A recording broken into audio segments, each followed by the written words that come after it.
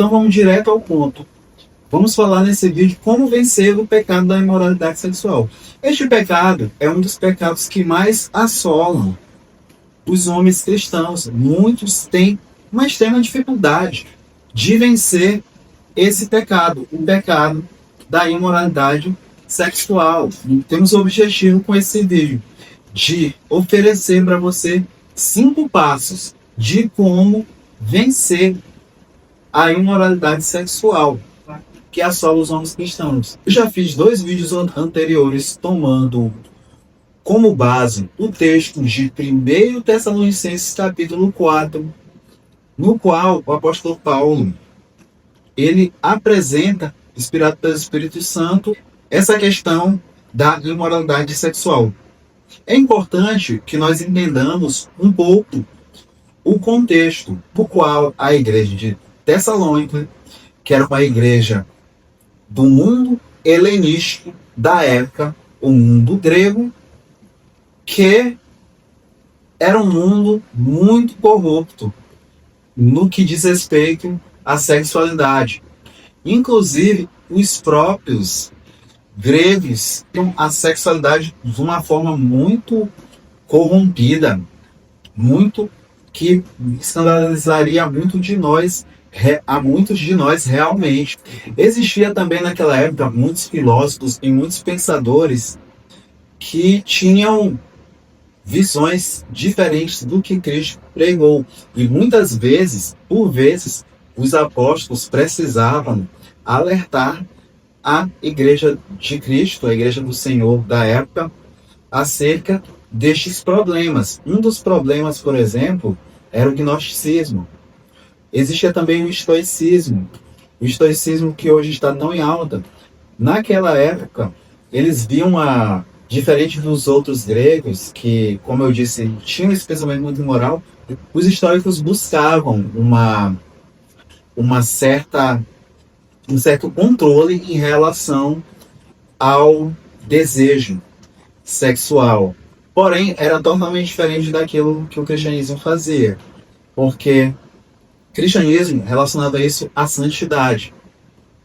Então, com todo esse fluxo de ideias que existia na época, o apóstolo Paulo fez alertas à igreja de Tessalônica. Essa série de vídeos eu denominei como chamadas à santidade, porque nós, homens cristãos, precisamos ser santos como nosso Senhor é santo. Isso é fundamental. Eu peço que você fique até o final, porque temos um lema no canal que é Os Homens Reformados Estão Sempre Se Reformando.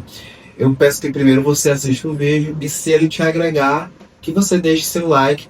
Mas o que eu acho mais importante é que você compartilhe o vídeo a outros homens que estão precisando. E se este vídeo lhe agregar e você quer continuar recebendo este conteúdo, peço que você faça a sua inscrição no canal. Como eu disse, o mundo grego era um mundo extremamente pagão. Uma outra vertente que os apóstolos tiveram que combater era o gnosticismo, que fazia a distinção entre o que era espiritual e o que era material. Portanto, eles faziam a distinção entre o corpo e a alma. A alma como sendo etérea e o corpo como sendo aquilo que é corrupto por si só. Paulo escreveu que a vontade de Deus era esta, nossa santificação. Então vamos agora aos passos. O primeiro passo para você vencer a imoralidade sexual é deixar de tratar o pecado como uma fraqueza. O apóstolo falou claramente que a vontade de Deus é nossa santificação. Então você precisa tomar uma decisão. Esse primeiro passo ele é fundamental. A decisão ela começa sem enrolação, ela começa com uma mudança total de atitude. Você tem que decidir que você quer de fato a santidade, e se você quer de fato a santidade, deixe de negociar a sua santidade, deixe de flertar com o pecado. Este primeiro passo ele é fundamental. Sem ele você não vai poder ir para os demais passos. Muitos homens se veem tentados, mas continuam criando ambientes favoráveis a essa queda. A gente tem que lembrar, é muito importante lembrar o exemplo de José do Egito, que quando esteve diante de uma situação imoral de adultério com a esposa de Potifar, ele não negociou, ele não se achou forte. Ele fez o quê? Ele fugiu na mesma hora do pecado. É isso que temos que fazer. Se sabemos que uma situação nos deixa fraca, nos gera gatilhos, não adianta tentar negociar. O certo, o prudente para o homem cristão é fugir. Portanto, esse primeiro passo pode parecer estranho, mas ele é importante. Fuja. Fuja da tentação, fuja da imoralidade. O segundo passo é a abstenção de tudo aquilo que lhe provoca gatilhos. O primeiro passo foi fugir. O segundo passo agora é abster-se. Não adianta. Não adianta você achar que aqueles gatilhos eles surgem do nada. Será que não existem aplicativos que provocam esses gatilhos? Aí você, de repente, pode me questionar. Eu não entro em sites adultos, eu não entro em sites mais 18, eu não consumo nenhum conteúdo desse tipo, mas muitas vezes os gatilhos aparecem em outros lugares. A cultura, ela faz muito isso. O próprio Instagram pode estar sendo um gatilho. Qualquer outra plataforma semelhante que ela recheia o seu feed com figuras, com mulheres seminuas, fazendo dancinhas, tudo isso já pode ser um gatilho. Então a abstenção pode estar relacionada a isso. Você pode tentar se abster nesse sentido. A abstenção é, se esse aplicativo te causa gatilhos, aperte lá nos 3 pontinhos, tem assim, não me interessa por esse conteúdo. Se ainda assim isto não lhe ajuda, desinstale esse aplicativo, desbloqueie, desative a sua conta, mas não permita que este gatilho apareça, não permita ter contato de forma nenhuma com aquilo que te leva à queda. Você está gostando do vídeo? Eu convido você a permanecer, porque o terceiro passo ele está relacionado à maturidade cristã. Os 2 primeiros passos pediam que fugisse, que se abstesse, que evitasse de alguma forma o contato com o pecado. O terceiro passo ele requer maturidade, porque o apóstolo Paulo recomenda que cada um saiba controlar o próprio corpo.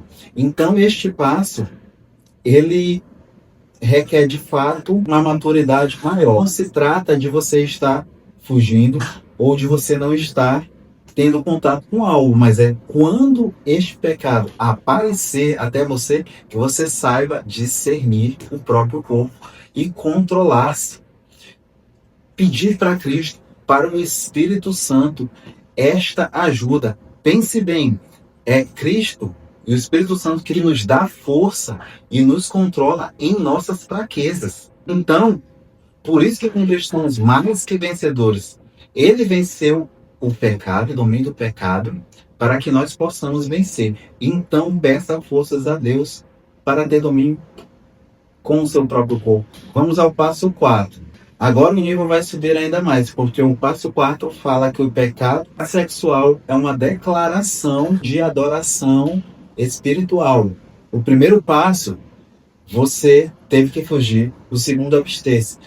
O terceiro pedia maturidade, de você saber discernir o próprio corpo. O quarto passo, ele alerta do altar de adoração da imoralidade sexual. Quando esse prazer aparece, que você não tem o domínio sobre o próprio corpo e não pede as forças, passo anterior às forças que estamos em Cristo, você está declarando que Cristo não é suficiente. O que é mais grave é que você não peca sozinho. Você pertence a Cristo. O seu corpo pertence a Cristo. O seu corpo é templo do Espírito Santo, que fala em 1 Coríntios 6, versos 19 a 20. Então você não peca sozinho, mas você peca corrompendo um templo do Espírito Santo. Se você está unido a Cristo, seu corpo pertence a Cristo. Lembre bem disso.